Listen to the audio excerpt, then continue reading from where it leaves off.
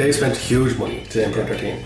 Stoke has spent 10-20 million and really improved their team to the point where they could be potentially pushed for Europa League because they made that level of signing. Like Kurt Zuma is a phenomenal sign for their back line.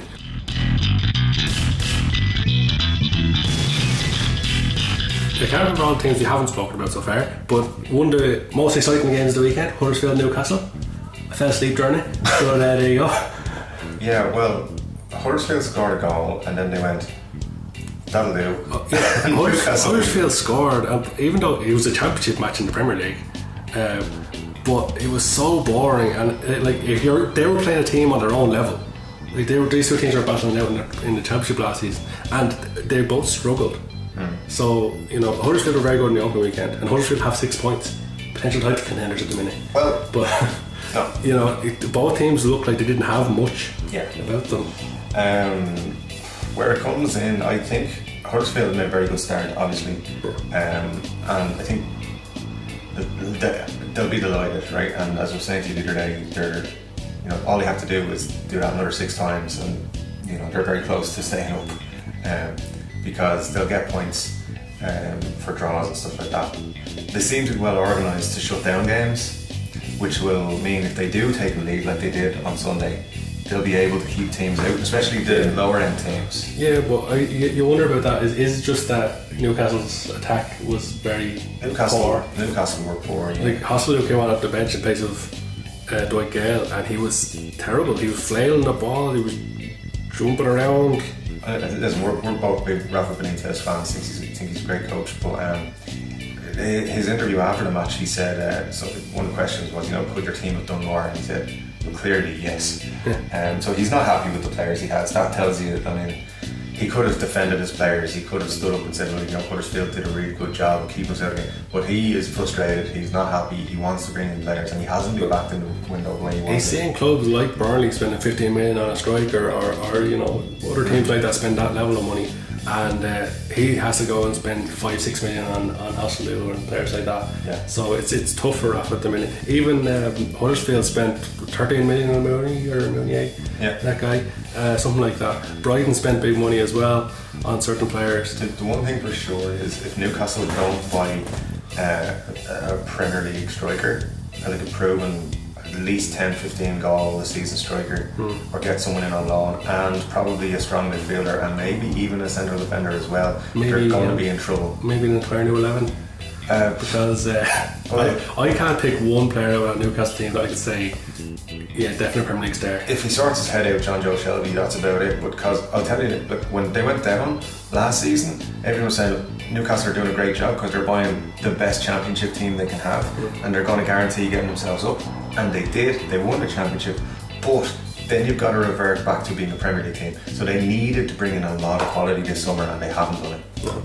And then Brighton played against Leicester, I think it was. Was it Leicester? No. No? No. I think it was Leicester. Brighton played somebody and lost 2-0. Yeah. Pretty sure it was Leicester. Right. And great game, very memorable. Yeah. Brighton have lost again 2 weeks in a row. Newcastle have lost 2 weeks in a row, and Huddersfield have won twice 2 weeks in a row. Well, I think it's clear at this stage, if the squads stay the same, Brighton and Newcastle are going to struggle. But you'd expect that. Here's the thing, based on the 2 opening games, and I know it's still very early, but has your opinion of who's going to be relegated changed? Yeah. You were pointing to Watford maybe going down, but Watford were very good at the weekend. Listen, you've been saying this to me for 2 weeks, and I changed my opinion when I remembered that when they signed Andre Gray and stuff like that, Watford. So I don't think they're going to go down, but I did have concerns about them before they started making a couple of signings. But I think I look at teams, and it depends on who they sign, who they don't sign. I think Swansea look so weak. Yeah. They need 4 or 5 good signings. I think they, like, Paul Clement did a good job keeping him. I don't know. He's lost all the quality from his team. Yeah, but as well, losing Sigurdsson, you're losing 10-15 goals, you're also losing 15-ish assists. You're losing a free kick taker. Yeah. Dead ball, like a corner kick taker.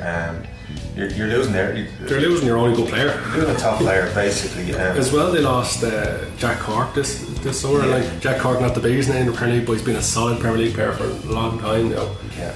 And he's going to be a big loss in the centre midfield. Yeah.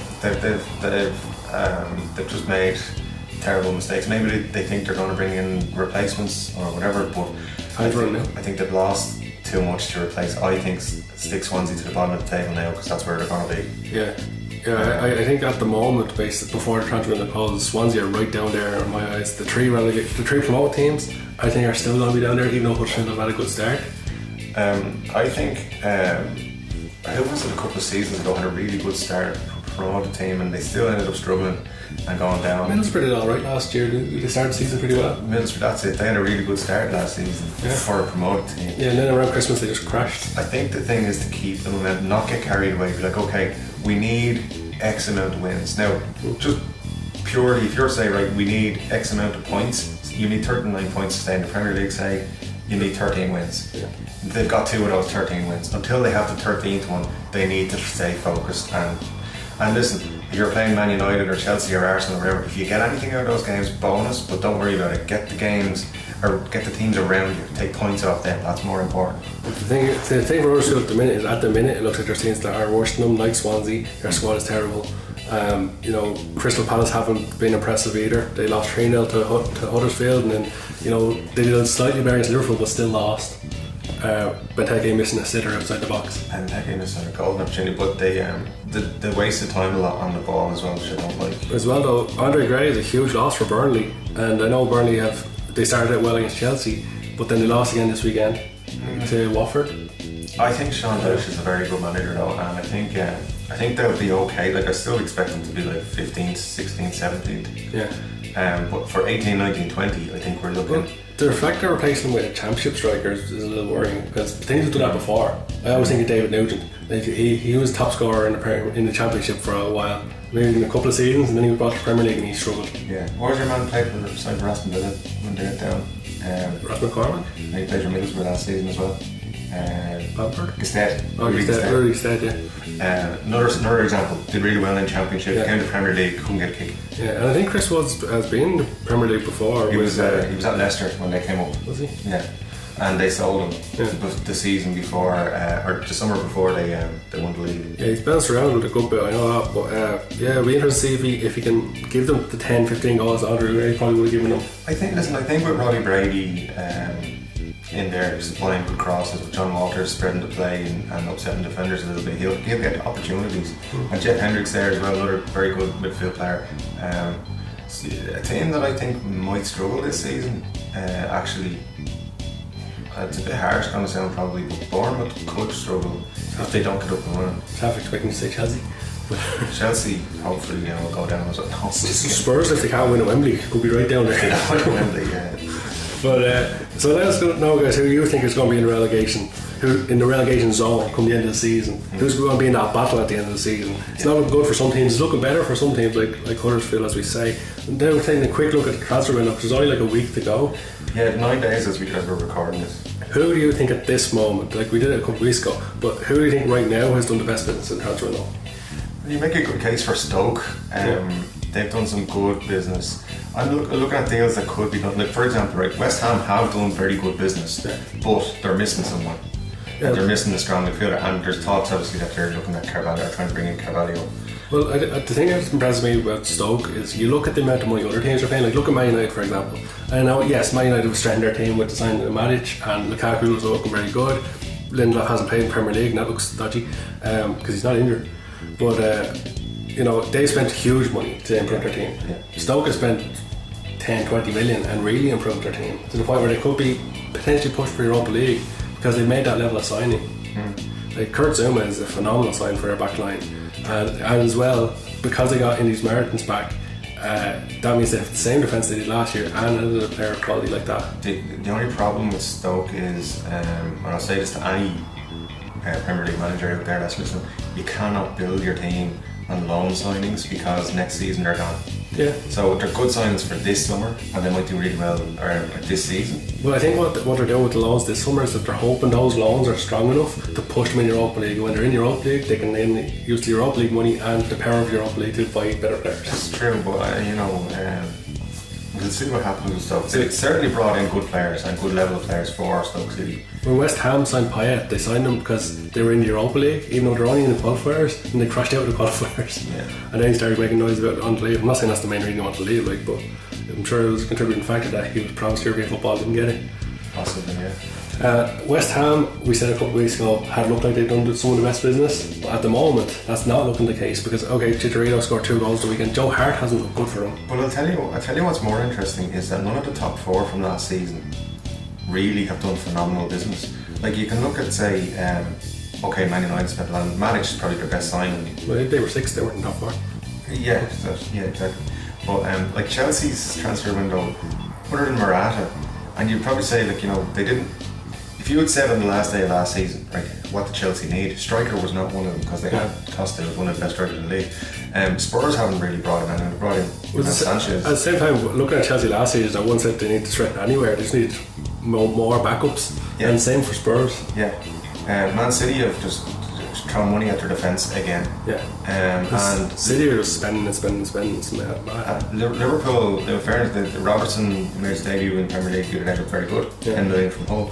And Salah, everyone associated with Liverpool, whether a fan or around the club, is very excited about Salah and what he can bring to the team.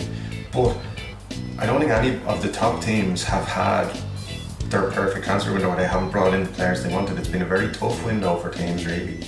Everton have spent their Lukaku money and a little bit more, and they're buying player after player after player, and all of a sudden it's looking like they're just signing players because they have the money, not necessarily because they're building a team, because they bought Sigurdsson and plays the same role as Rooney. And they might want to have players off the bench they can put in, but it's strange the way they're building. Ronald Koeman has said last night in an interview that he hopes to bring in 2 or 3 more. Yeah, he wants to bring more players. And look, when Spurs sold Gareth Bale, they got loads of money and they went shopping and they bought loads of crap. Yeah. Loads of crap and Ericsson. Yeah. Ericsson's the only one I think who's still. Well, Lamella's there, but he's nowhere near the first team. Yeah, he's not good enough. They bought Paulinho and loads of players. Loads of these players who aren't at the club anymore. The one I think of is QPR, where they came up a few years ago, and their plan for staying up was buy everybody you can. But it was buy all the low level players. Yeah, but there was no strategy to it. There was no we need a striker, we need a left back. They were like, we need everybody. And still they didn't sign Adam Winky. Yeah, well, that's right. But they went down, and they went down easily because their squad was poor. And Everton, they're trying to get to the point where they're better than the teams above them or around them, so they can push into that top 6. But really, when you step back and look at their squad, is it really better than last season? Do you know what? They lost Gareth Bale. He went out because they were bringing in Sigurdsson as well, or not Gareth Bale, Gareth Barry. I was like, oh, Jesus, if they had Gareth Bale. It's a surprise signing. Yeah, that's a good point. Gareth Barry is a big leader in the dressing room. Big leader, big personality, and you can rely on Gareth Barry. He puts in good performances. There's still potential they're going to lose Ross Barkley as well. Yeah. So, if this time last season you told Everton that they were going to lose Ross Barkley and Lukaku, I think they, wouldn't be happy, to put it nicely. And so now you look at their squad and you go, okay, where's the goals? Yeah. I don't know. Well, they're going to try and push Rooney to 20 a season. Sigurdsson is a good player, but he plays the exact same role as Rooney. Yeah, I'm fitting them into this. I don't think they expect Rooney to play 40 odd games this season, because if they qualify for Europa League as well, they'll have a lot more games. But I think the thing is that they'll have Sigurdsson and Rooney try to work them into the same team together. Yeah. You've got the other thing is that's not your strikers, that's your attacking midfielders. You've got more problems. Based on what they have at the minute, where do you see Everton finishing? 7th. Really? Yeah. I think they're going to struggle to get top 10. Even though they got a good manager and everything, I think that it's going to be a case of there's just too many players and there's too many new players, and it's going to take them a while to adapt. I think they'll have enough for against the bottom 10 teams, basically, and that'll propel them to 6th or 7th. I think I think I have a prediction for 6th, which I don't want to give at the minute, but I think 6th and 7th are going to be tightly contested, and I don't think Everton can break into the top 6. So guys, let us know who you think has done the best business in the transfer window, and let us know who you think is going to be in the relegation battle. So for now, this is all we've got time for the Premier League podcast. Thanks for joining us, and we will catch you next week.